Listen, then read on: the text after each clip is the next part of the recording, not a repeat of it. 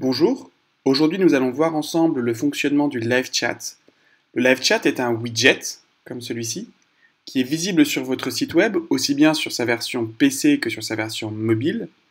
Il se manifeste par une icône, comme celle-ci, qui représente par exemple Zoé, qui est l'intelligence artificielle, et une petite bulle. Cette petite bulle a pour but d'inciter le client potentiel à entrer en conversation avec l'hôtel.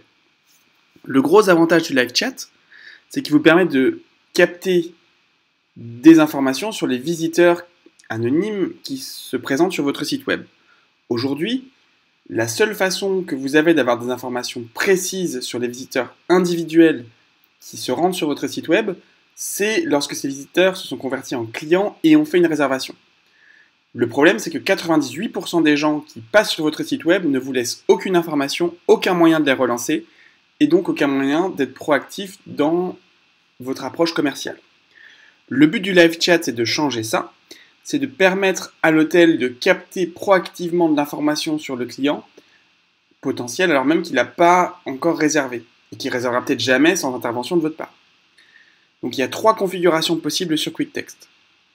Cas numéro 1, comme c'est le cas ici, vous reconnaissez l'icône Zoé, cette icône indique qu'une intelligence artificielle est là pour répondre aux besoins du client. Dans le premier cas, on va dire que le client a une demande que l'intelligence artificielle sait satisfaire et auquel cas c'est parfait, il n'y a pas besoin d'intervention humaine. Cas numéro 2, Zoé n'est pas capable de répondre toute seule et ça arrive car une intelligence artificielle n'est pas un humain, c'est un outil. Et donc parfois cet outil a besoin d'être pris en main par un membre de l'hôtel. Cas numéro 3, vous n'avez pas l'option intelligence artificielle, auquel cas QuickText est un chat qui fonctionnera de façon manuelle, qui présente quelques avantages par rapport aux autres live chats du marché, mais qui fonctionne de façon manuelle. Alors comment ça marche?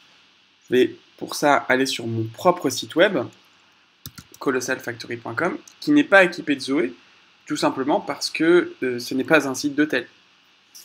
Ici, vous reconnaissez donc le widget du live chat.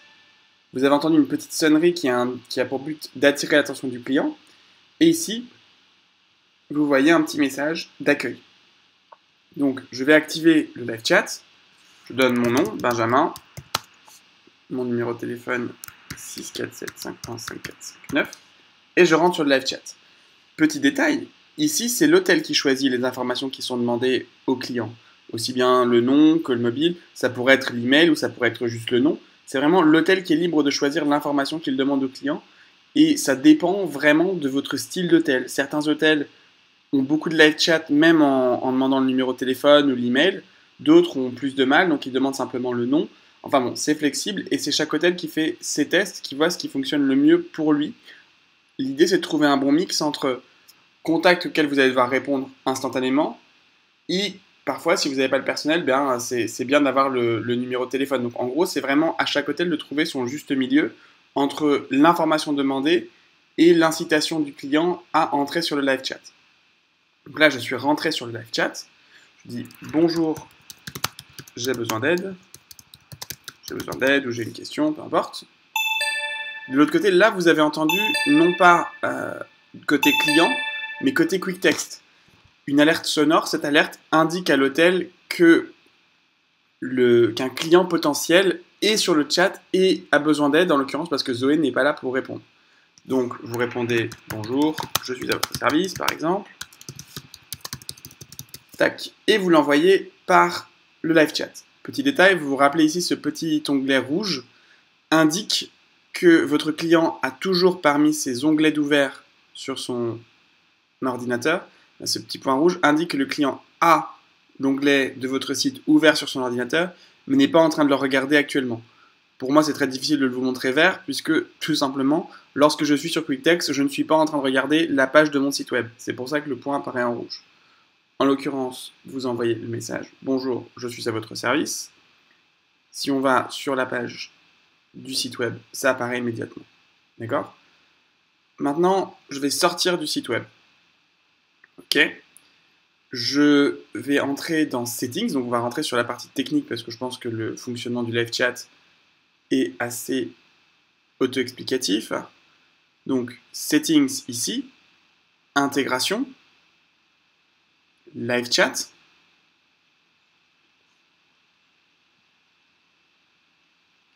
Ici, vous voyez, vous avez toutes les configurations possibles. Par exemple, le Live Chat Quick Text est positionné sur le coin inférieur droit.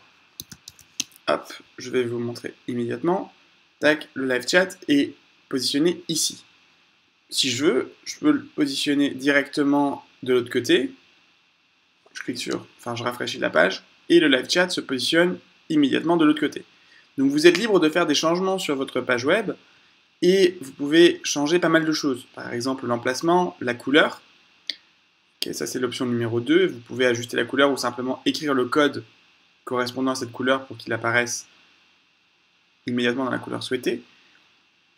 Ici, vous pouvez choisir le temps après lequel le live chat va faire un pop-up. Le pop-up, c'est quand la page se maximise de façon autonome. L'enjeu ici étant d'inciter le client à échanger par le live chat et de le présenter de façon évidente. Alors soit vous voulez qu'il reste tranquille jusqu'à ce que le client l'active, quel cas vous cliquez sur Never. Sinon après X temps passé sur le site web, vous avez la possibilité de générer un pop-up ou également après X pages visitées. Vous vous souvenez de la bulle de tout à l'heure, de live chat qui incite le client également à venir vers vous.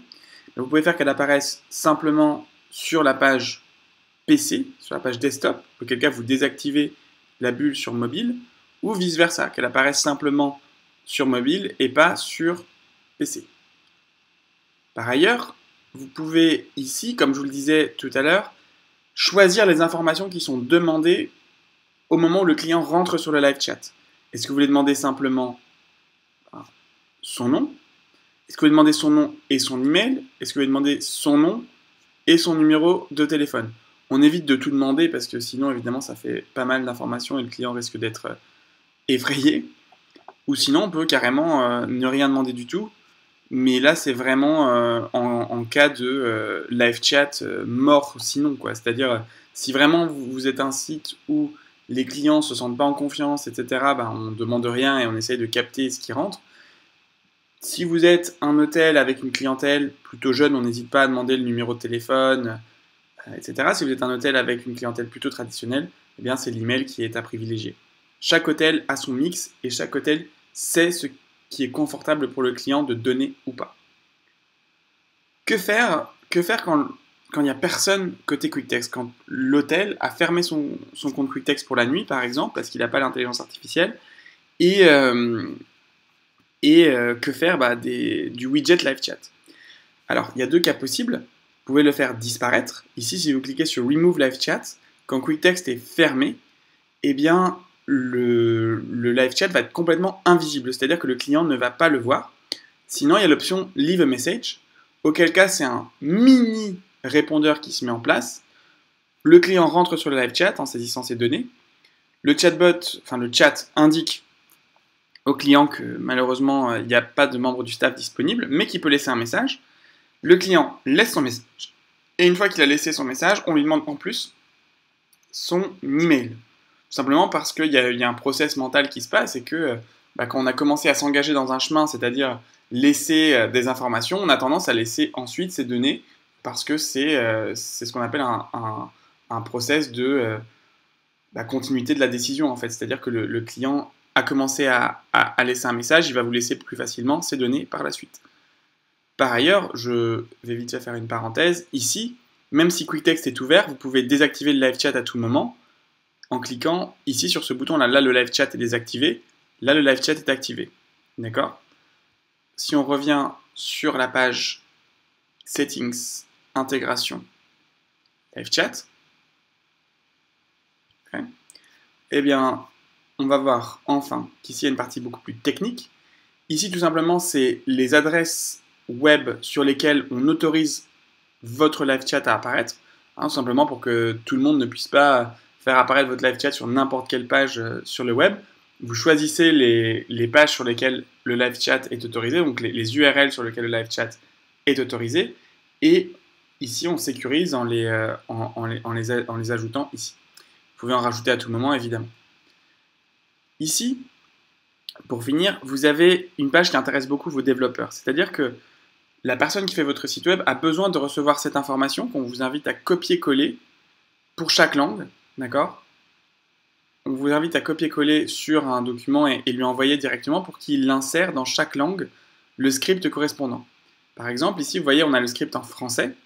À quoi ça sert? Ça sert que quand le client sera accueilli sur votre site web, il sera accueilli dans sa langue, ou dans la langue du moins de votre site web. Vous voyez, le script est quasiment identique partout. Ici, vous voyez, la seule différence, c'est qu'il y aura FR. Quand vous êtes en anglais, bah, ça sera EN, etc. Et l'idée, c'est que à la fois le script de live chat qui dit bonjour et qui fait la petite bulle et le chatbot commenceront à parler dans la langue qui a été insérée sur votre site web. Donc c'est extrêmement important de bien veiller à ce que votre webmaster inclue la langue correspondante de QuickText sur la page correspondante de votre site web, sinon ça va être le bazar. J'espère que cette vidéo vous a éclairé, vous a permis de mieux prendre en main le live chat. Je vous rappelle que notre équipe est à votre disposition à tout moment pour répondre à vos questions. Ici, vous voyez, sur votre QuickText, vous avez systématiquement le numéro de la hotline qui est là. N'hésitez jamais à nous téléphoner parce qu'on sera super ravis de vous aider à résoudre vos questions ou tout simplement vous aider à prendre en main l'outil de façon plus personnalisée. Voilà. Donc, merci beaucoup pour votre attention. À très bientôt pour une prochaine vidéo.